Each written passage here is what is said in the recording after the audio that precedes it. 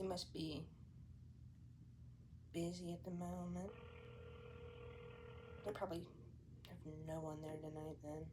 Okay. Okay. Yeah, alright. Yeah, Sim works night shift, 12-hour shifts of night shift at a prison that is underfunded, understaffed, like so understaffed that it's legally questionable. Because, medium security prison,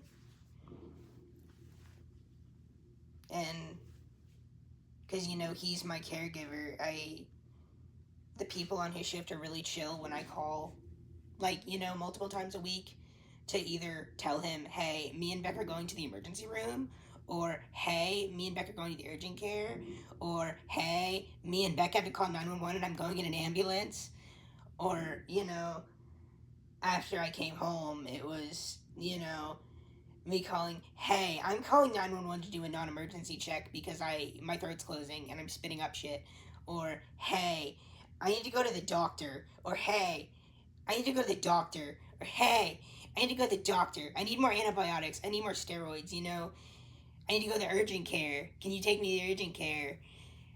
Just coming home over and over and over for me because my throat kept closing due to this fucking 6-month long throat infection I had, which is bullshit, by the way. Yeah, no, that's what's been wrong with me, y'all. I've had a throat infection for 6 months that they didn't treat properly, and I almost died. I was genuinely about a month away from dying. Confirmed by my dad, who lives with me and took care of me and saw me actively. For he did not take care of me the whole 6 months, but he actively saw me for the whole 6 months. Beck was taking care of me for like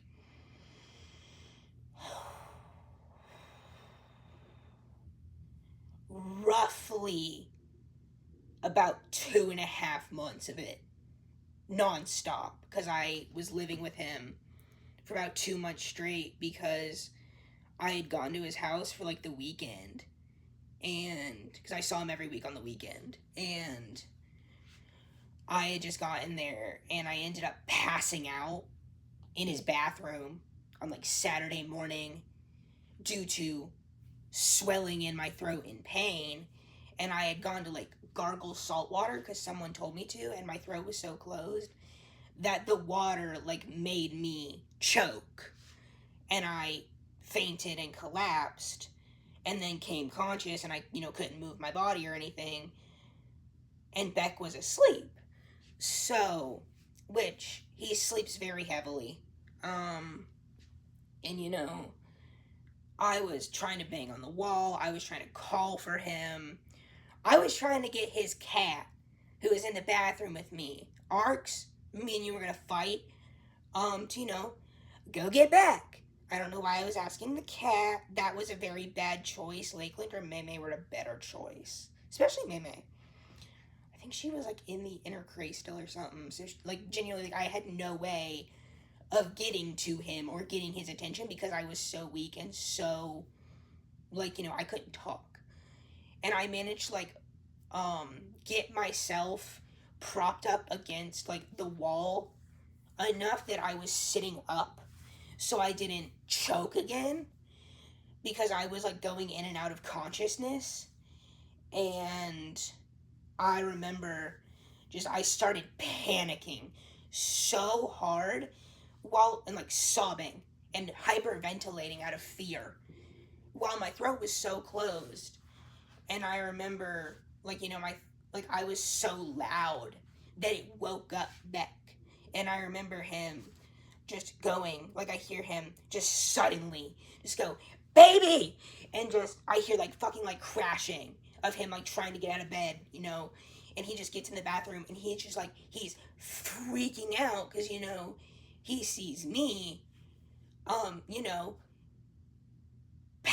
slump on the bathroom floor, hyperventilating, having horrible, horrible panic attack because he knew how big of a fear it was. Because I also have a heart condition called POTS that causes me to frequently pass out, but it's a normal response for my body now, and I know how to manage it and deal with it safely.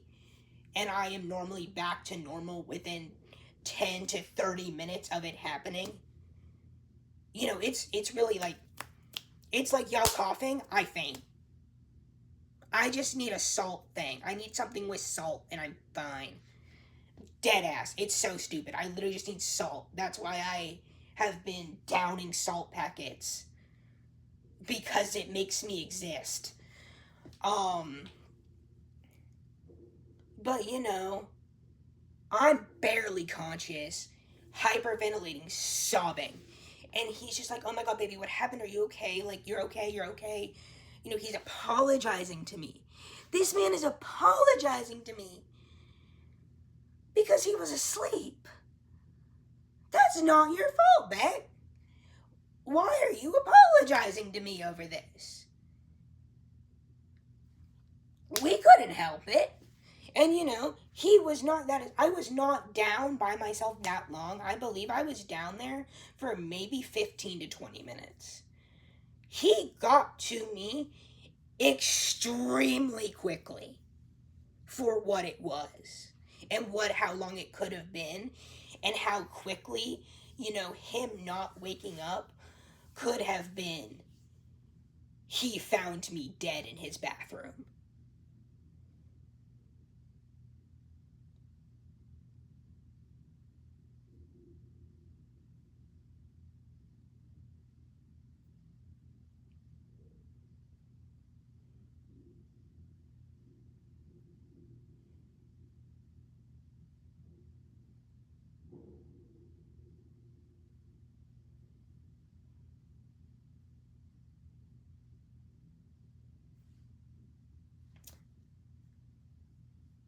And then I started unblocking and processing a bunch of completely unrelated to the tonsils and the passing out and the physical health conditions, mental health issues, because I started therapy in February and it's been going wonderfully.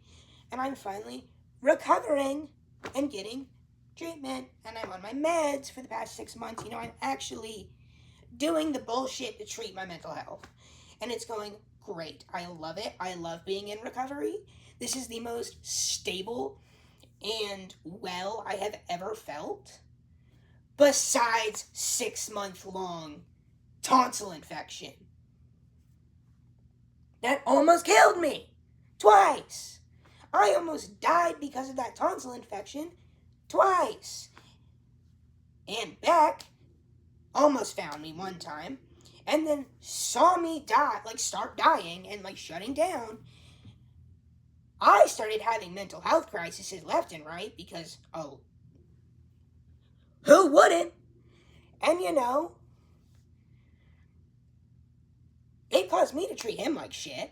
It caused me to treat everyone around me like shit. Horribly. And I feel horrible, and I'm doing my best to fix it. And luckily, I was able to repair and strengthen my relationship with my dad, Sam. Because, Beck sent me home. Because I was dying. And because I was having mental health crises because I was dying. And because I needed more help than he could give me in every direction at that time.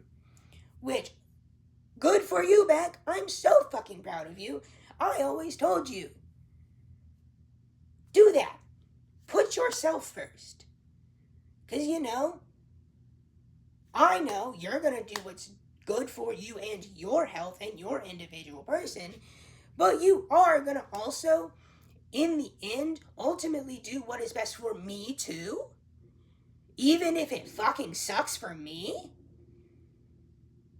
Because it'll be better for me in the long run.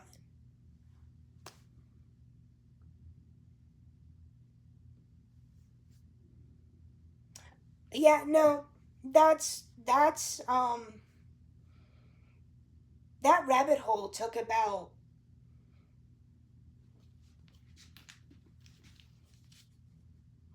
Came home on...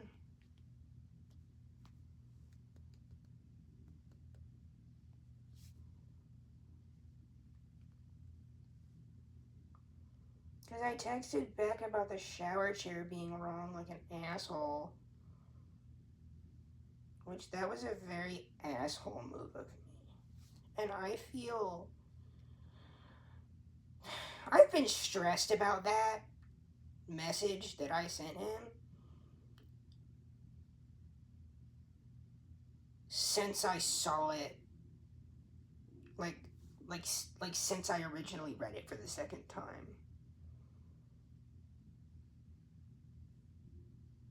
You know, I reread a lot of the messages from when I came home because I don't remember it. Because I was in psychosis at that point from my,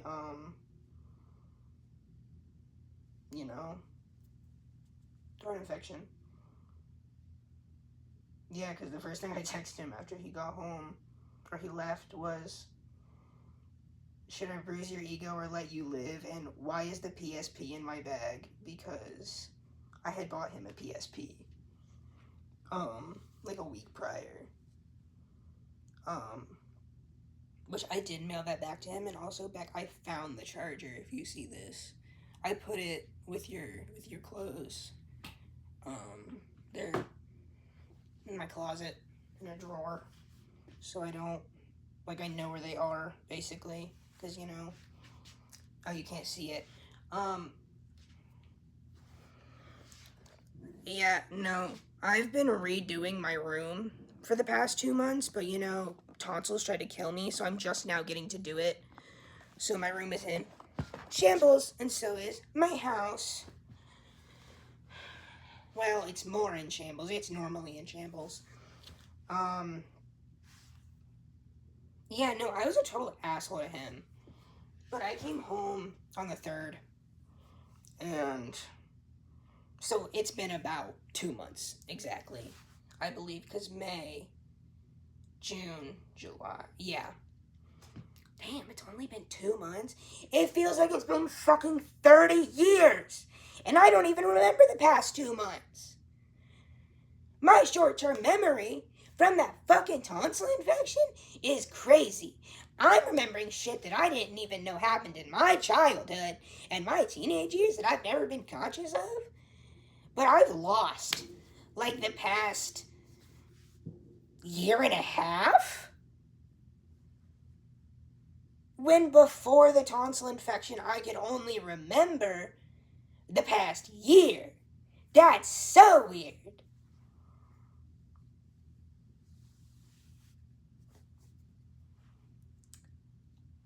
My therapist has been having a field day with me recently. Genuinely, I think I'm her favorite client right now. Because we're just finding out so many things that we need to find out. And I'm, connecting so many dots on what is wrong. Or, wrong in the way of I did something wrong. Or wrong in the way of it was abuse or violence. And, how that makes me feel. And how I fix it. Or how I cope with it. Or how I process it. Or how I accept it. And, I'm doing all of it happily. I'm willingly recording myself doing this and writing down, and I'm journaling now. I've done nothing but journal for 3 days straight. Y'all think I'm still unmedicated. Y'all thought I was medicated when I wasn't. And I was in therapy when I wasn't. Yeah, no. This is me actually medicated and, healthy. Mentally. I actually do function like a normal human being most of the time, besides the autism stuff. But I bullshit my way through that enough that most of you think I'm more capable than I am. Yeah, no, I don't know how to read very well. I don't know how to spell very well. I did not know any personal hygiene or, basic human survival skills. I was either doing them self-taught and wrong, or guessing, or not doing them. Until Beck lived with me and, saw these things that normally I only did in private and was like, let me fix that. You know, half the time I didn't even notice that he was fixing it because I didn't know it was wrong.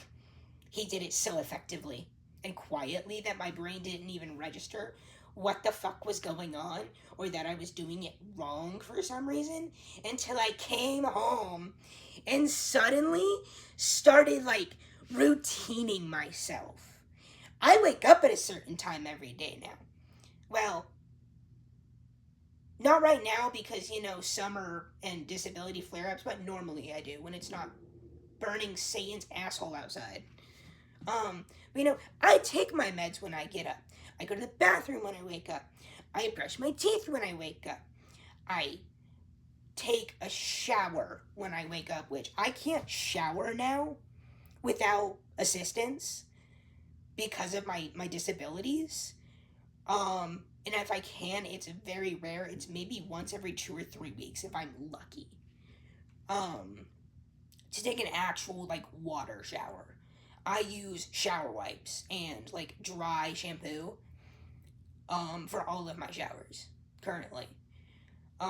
Because I don't have anybody that can help me shower because Beck helped me shower. Truly, Beck helped me shower for the whole time I was dating him. But it wasn't a big deal to him because when he would shower after work or, when he wanted to shower, he'd just be like, hey, want to take a shower? Like, yeah. I would just sit in the back of his bathtub on the floor and just happily and just, I'd wash my body while he was doing whatever he was doing. He would stand in the hot water and, so the hot water didn't touch me as much so I didn't flare as badly. Because I like burning showers, but I'm not allowed to take them anymore. And I miss hot showers. Oh my god, I took them for granted. But, so like I could safely shower as independently as I could, but, with help. And, it didn't feel like I was even getting help because he was my romantic partner. So, when he was done washing his hair, or like while his hair stuff was sitting or doing whatever, he would turn around and, just scrub my hair with shampoo. So I didn't have to do this because this does kind of hurt me or strain me.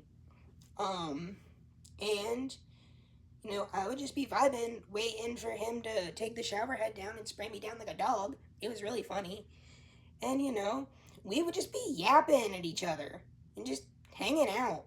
That's really what we did most of the time when he was, like, helping me with my mobility stuff. Like, I didn't go to the bathroom alone or without being supervised for about 3 months straight because Beck was so worried that I was honestly genuinely so worried as well, or because that I was going to, like, pass out in the bathroom by myself again. Which, that makes so much sense. We both developed, like, a mindset of I can't be in the bathroom by myself very early on because of me almost dying in his bathroom. Shit, man. Ruh-roh. Because, yeah, he went in the bathroom with me every time I was in the hospital. Every time I was in the urgent care. Every time I was at a doctor's office. He just always went with me to the bathroom and was in the bathroom with me. And none of the medical professionals blinked an eye because they knew I was disabled. I have medical issues and I needed to be supervised in the bathroom just for my own safety of what if I black out. And also, I most of the time cannot mobility-wise walk very well depending on the day, so Beck would, be my support. Or I'd use my rollator and Beck would, like, chaperone with me. And, we preferred it. It was me and him instead of, me and a nurse, me and a doctor, me and a medical professional, or me and Sam. No. Sam is not helping me with bathroom stuff. That does not. Sam helps me with so fucking much. He helps me with everything right now except for bathroom stuff. Bathroom stuff, I'm struggle bussing my way through by myself. Because the only person that I'm seeing in person right now is I see Bo. Right now, I think last time I saw Bo was actually a month ago. Because Bo's been so busy with work. And I had surgery and was in recovery. But, Bo doesn't, like, Bo is down to help me with just shower stuff because what I need from Bo is just, hey, can you literally sit in my bathroom while I shower and play on your iPad? Or, just hang out while I shower. And then, when I'm ready to get out, can you help me get out?